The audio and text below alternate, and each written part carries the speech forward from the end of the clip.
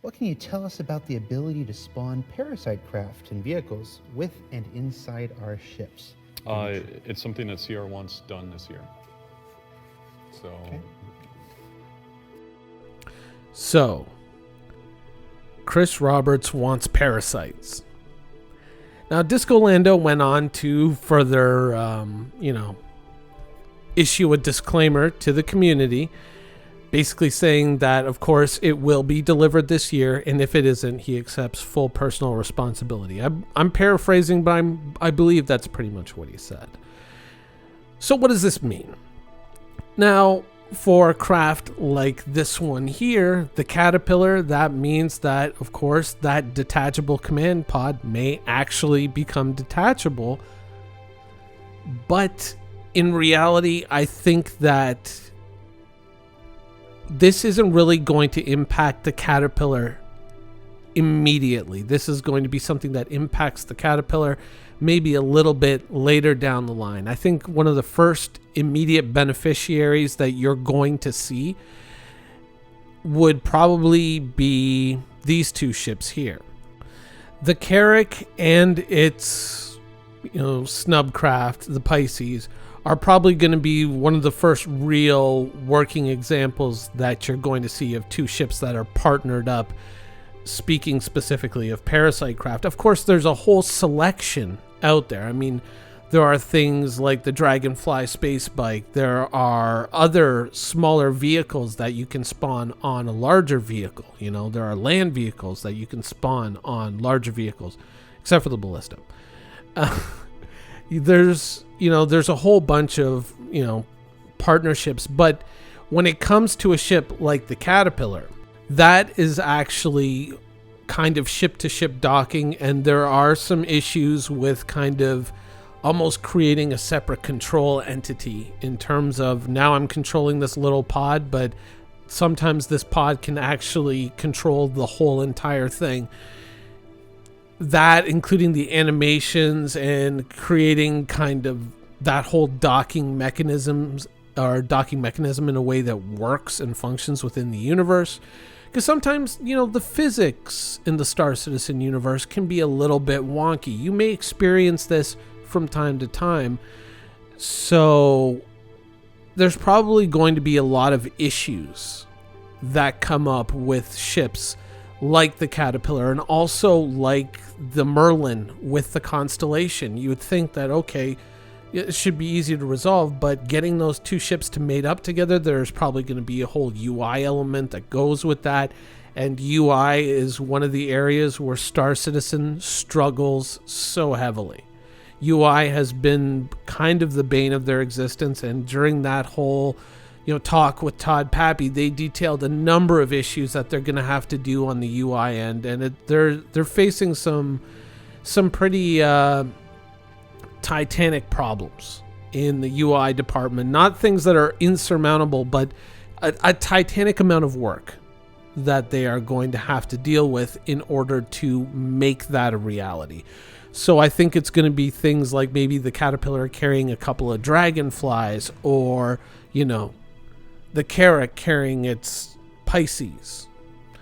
That's probably going to be where you're going to see the most benefit, possibly putting a space bike also on your Cutlass, things like that.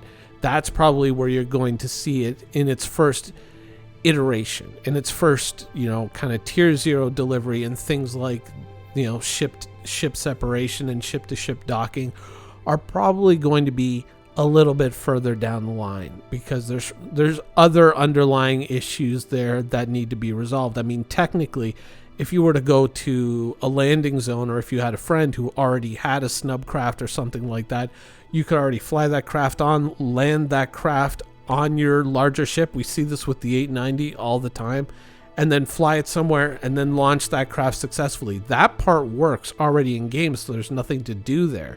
So making ships spawn onto other ships shouldn't be that difficult, whereas creating ships that become two ships or detach from one another, where a docking mechanism that simply doesn't exist in the game right now, that is something that's going to take probably longer to resolve. So that is, when they're talking about, CR wants it this year, we're not getting the whole kit and caboodle. We're getting the tier 0 implementation. We're probably getting the easiest stuff, the low-hanging fruit first. Now, of course, what are the chances that we will get this at all this year? I mean, Star Citizen is known to, from time to time, have issues, little minor problems that crop up from time to time. It's not something that, is at all strange to us. Is it possible that, getting excited about this system is something that through whatever, production delays or technical errors, as rare as they are, that come up with Star Citizen may indeed, delay or put this off indefinitely? That's kind of an unknown. I know that bugs in Star Citizen are rare, and so this might be a shocker, but it's kind of an unknown where this is going to end up. I mean, maybe this could be related to something in Squadron 42. Who knows? There may be a mission in Squadron 42 where you have to take a shuttlecraft down to the surface of planet Mabu 4 or whatever. And maybe you have to pick the ship and load up a shuttle on it and go to that location, like a Carrack or something like that. It's possible. And if that's the case, if it's part of Squadron 42, then it might see a higher priority. But it might, in truth, be something that Chris Roberts wants to see, but in the end, it's not something that fits in the must-have priority pile. There are the must-haves, the would-be-nices, and the if dreams come true stack. That's usually how I break these things down. And I think that this kind of falls into the would-be-nice stack. This is probably something that they would like to see, something that they would like to incorporate in the game, and they've talked about it, they've teased it before, so it is likely something that they see as being very achievable. Certainly in the examples that I provided where it isn't a ship-to-ship docking, but it's simply a case of almost like creating a weapons slot type idea where you can go into your ship customizer and say, okay, and in this slot, I want to put a Dragonfly, or I want to put a Pisces, something like that. So it may be some type of low-hanging fruit if they can get the UI stuff kind of rolling that they can achieve, but there's also a lot of things competing with it. If you watch that show with Todd Pappy, which aired yesterday when you guys are seeing this, it may be that it is something that they can do relatively easily, and it may not. It depends. Or they may just kind of say, what? Let's put this in staggered development. Let's give them 6 months, and let's try to go whole hog with other ships like the Caterpillar. Who knows how that's going to end up. But hearing that it's a priority it's kind of a cool thing. A lot of us would like to experience the idea of going down to a planet, landing, deploying our Dragonflies or our land vehicles without having to go through all the rigmarole of like flying to ArcCorp or Shubin mining station on Daymar or wherever, calling one of these things up, then boom, getting it up onto your ship. Certainly with the Caterpillar without the working elevator, something else that should be a priority.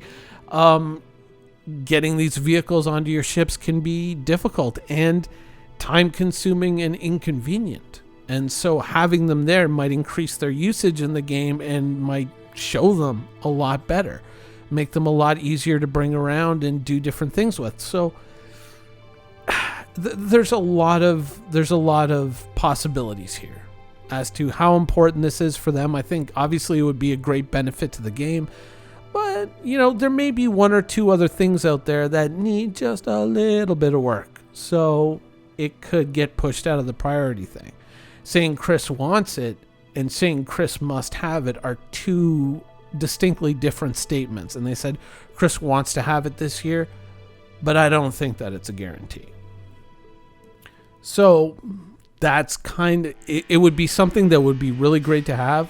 I'd love to see it, but time will tell, because I'd love to see salvage too, and maybe one or two minor bug fixes along the way.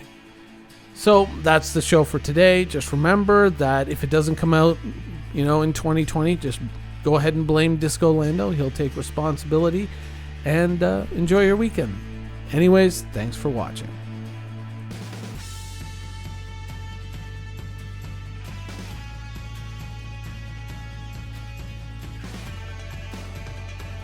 Thank you for watching. So if you want to keep up with the latest and greatest in Star Citizen and Squadron 42's development, please follow us on our social media channels. See you soon.